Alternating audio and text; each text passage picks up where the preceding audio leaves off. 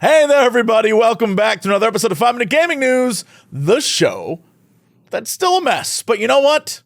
It's growing on me, or at least it's growing in this room. Today in the news, I was going to talk about how amazing it was that Sonic 2 is the #1 movie in the world and how good that is for video games on TV and in movies and the future of gaming content in general. But instead, here I am talking about this. Last month, in an interview posted over on Sega's recruitment and careers website, but recently translated by VGC, they shared details about their new Super Game initiative, which was first revealed last year. Basically, according to their press release at the time, it's a partnership with Sega and Microsoft to explore ways for Sega to produce large-scale global games in a next-generation development environment built on Microsoft's Azure cloud platform. The alliance would form a key part of Sega's mid to long-term strategy, allowing the business to move forward with Super Game, a new initiative for developing new and innovative titles where the key focuses are global, online, community, and IP utilization. At the time, digging through all the word salad in corporate speak, people assumed this was Microsoft's way of branding Xbox with Sega to break into the Japanese market, which they have had a hell of a time doing. Well, according to this recently translated interview, this Super Game isn't one game, but actually many games as part of their 5-year plan, and it seems these future games may just be NFT platforms. Sega producer Masayoshi Kikuchi explained during one part of the interview, "Gaming has a history of expansion through the connection of various cultures and technologies. For example, social networking and game video viewing are recent examples. It is a natural extension for the future of gaming that it will expand to involve new areas such as cloud gaming and NFTs. We are also developing Super Game from the perspective of how far different games can be connected to each other," which is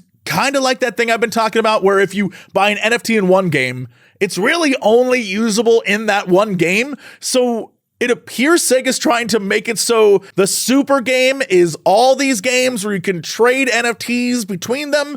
I think that's what they're saying here. It's still dumb, but that's, I think, what they're saying here. They keep trying to gamify NFTs. Another great example is I tweeted out the other day, this Gizmodo article where a company's trying to create Dungeons and Dragons NFTs. They sell custom characters that you then level and then can like resell them if you want. It is straight up like early 2000s Ultima, EverQuest, or WoW, where people would sell their overgeared characters on eBay. It is roughly the same thing. And I get it. I mean, everyone knows making your D&D character is the absolute worst part of D&D. The creation and the fun you have making, like, that sucks. Terrible. Who would want to do that? Both of these are just more examples of my main point that I've been stressing for weeks now. It seems like everyone dealing in NFTs and gaming doesn't seem to understand, one, what the hell NFTs are and how they're going to work, and two, more importantly, why any gamer would want to buy them. And so far, every example we have of NFTs in video games has either failed terribly or been so underwhelming, players haven't bought in. No one but people already brainwashed by the idea of NFTs is going to buy a D&D NFT. No one is going to get the Sega NFT. It's just not going to happen. It's so insane. They're like, but if we keep doing it, they just might. Speaking of insane, did you see the new Kingdom Hearts 4 trailer? Who would have thought? Not me. Kingdom Hearts, the most bizarre, somehow great, yet completely terrible series of games, is giving us a 4th major installment, tying in Final Fantasy, Disney, Pixar, and even its own wacky mythology. Its fandom, let me tell you, is die hard. So die hard that within hours of the trailer's release, someone already doxed Sora. They know where Sora would live if Sora lived in Japan.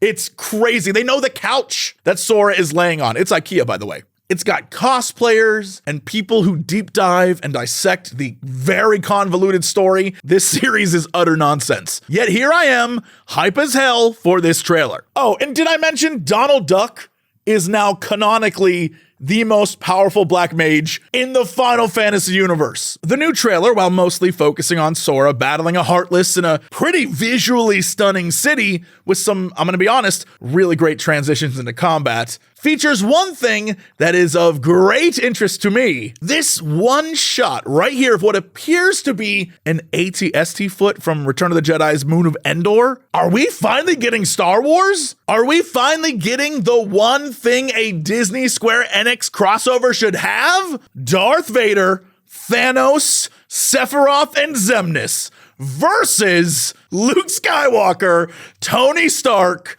Cloud, and Sora. Make it happen, you cowards! Or at least a Wookiee with a Keyblade. Either way, I'm sure we'll find out when Kingdom Hearts 4 releases in 2065. Speaking of, it's Monday, so that means it's time for this week's releases. First up, Atlas releases its newest game, a dramatic adventure experience called 13 Sentinels Aegis Rim. Play as 13 characters in this animated story about robots and aliens and schoolgirls and who knows what. Pilot mechs, solve mysteries, and go full anime. Also on the 12th, get early access to the roguelite platformer Astral Ascent. Play as one of 4 characters and explore the garden, an astral prison guarded by the Zodiacs. The art is beautiful, the gameplay looks super fun. I am positive all the roguelite fans out there will be pleased to have something new to throw themselves at. And cause I guess anime and mysteries are a thing this week, on the 14th, Crime Sight, a mystery simulation game, comes out. It's a game that very much looks like a Jesse game, but also has the potential to be pretty big on stream. Both you and other players tried to commit and solve the crime. One side is Team Sherlock, and a villainous player or two are Team Moriarty. It's basically anime Among Us, and I am here for it. And now is the time I say thank you to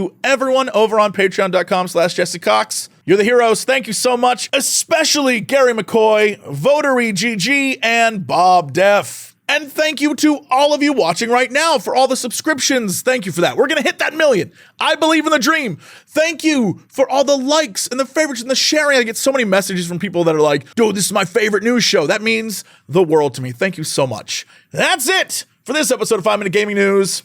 I'll see you tomorrow.